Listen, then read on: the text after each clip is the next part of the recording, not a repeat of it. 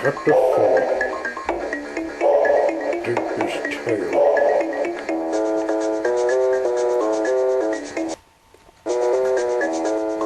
Nightmare Moon caught up with Jack and Smalley to give them some advice.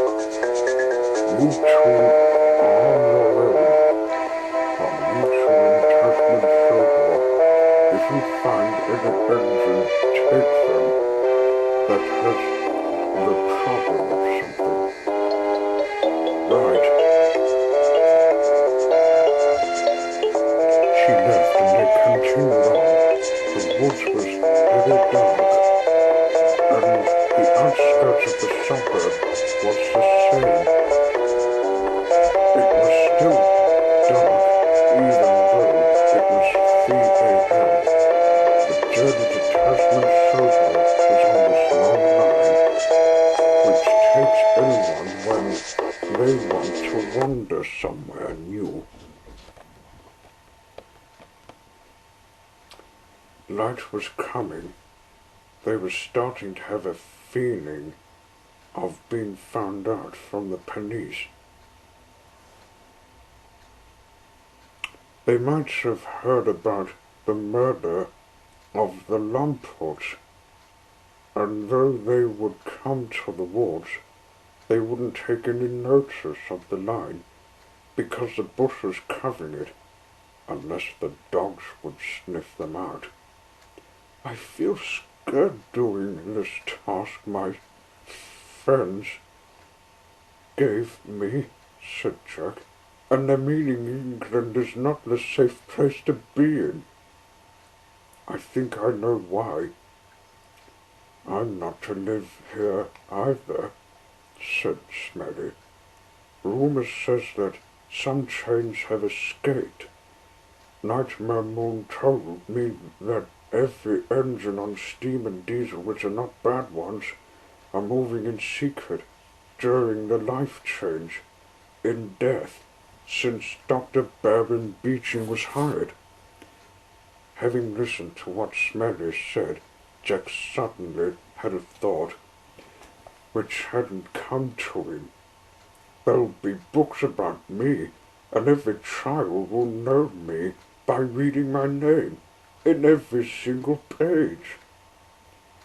You're not the only one that will get in them, so am I. In fact, we'll get in the newspapers.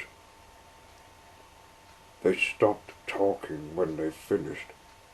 It was when they heard a whistle in the distance. They stopped.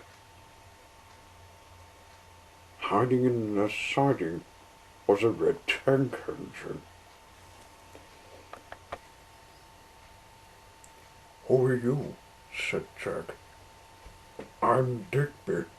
I've been hiding here, waiting for years of company, said the engine, looking flooded in tears. Jack and Smalley looked at each other and looked at him, thinking, what was he doing here? They had a quick guess. He was on his way to Tasman Sodor. What are you doing here? Asked Jack.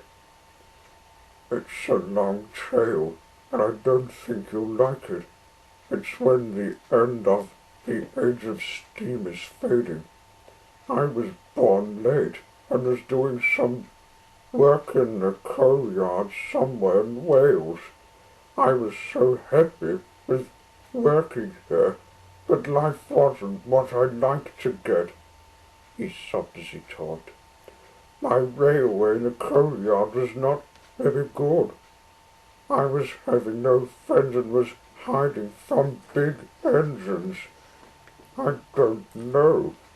I didn't do the thick hiding in my young days,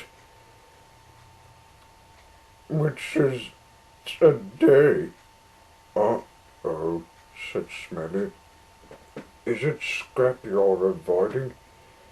Yes, Smalley. You was born in the woods. Nightmare Moon told me about my life in England. Needs to be forgotten. Some engines, she told me, aren't to be trusted except ones with much sense."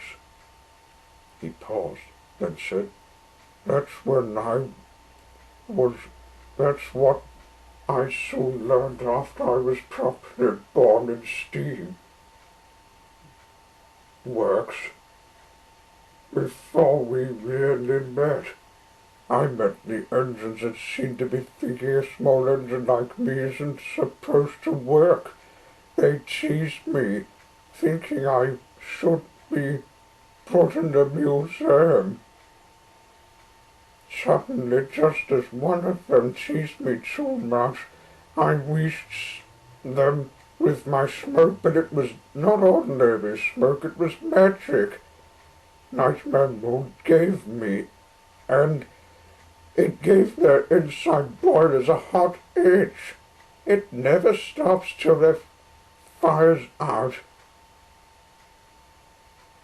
British Railways finally began to suspect something was not right, and the members of the British Railway community came to where I lived. I had to leave before they would get me to tell them. After I was out of the coal yards, I came here to wait for help, hoping the British Railway members wouldn't find me." "Well, you've got us, Digby, and we're on our way to Tasman Sodor.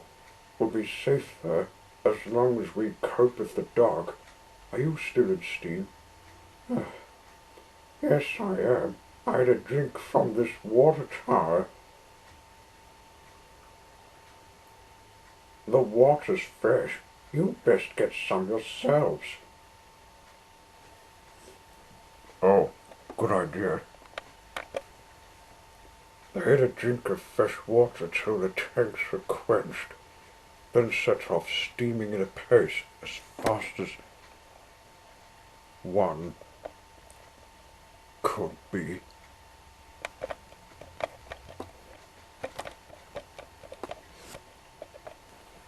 As they went on the fast pace, they were hoping the light wouldn't shine on them when they're on the run. They came to a bridge, which was waiting. It seemed to be in good condition for anyone to cross. Nightmare Moon had created it as she made the line in secret. They went over it and went on.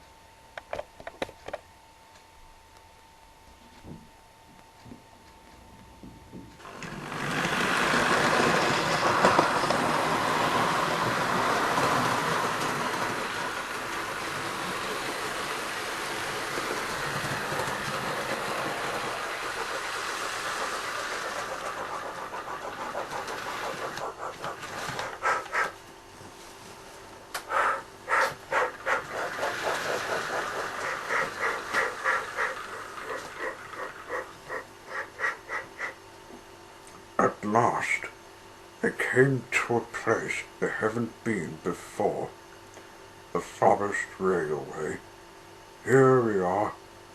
We'll be safe while we do some work and hope our new life can be good."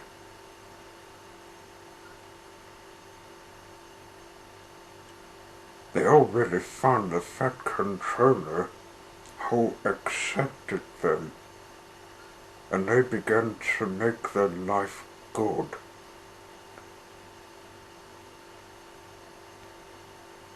But all too often they have to move. One of them had to leave and live someplace else.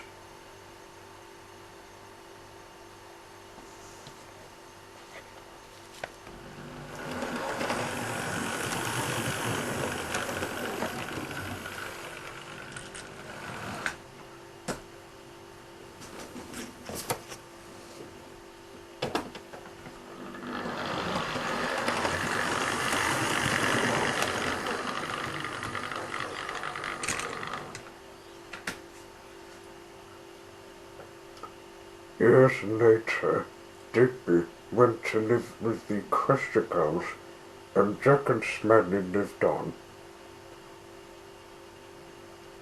They have got used to life in Tasman Sodor, but unlike their life here, which was needing to not get shattered, there were new weak arrivals that are the Liberals. They know less of engines with secret ways. The Prime Minister Tony Abbott was the main problem to them, but they haven't visited Tasman Sodor for years. They never visited it.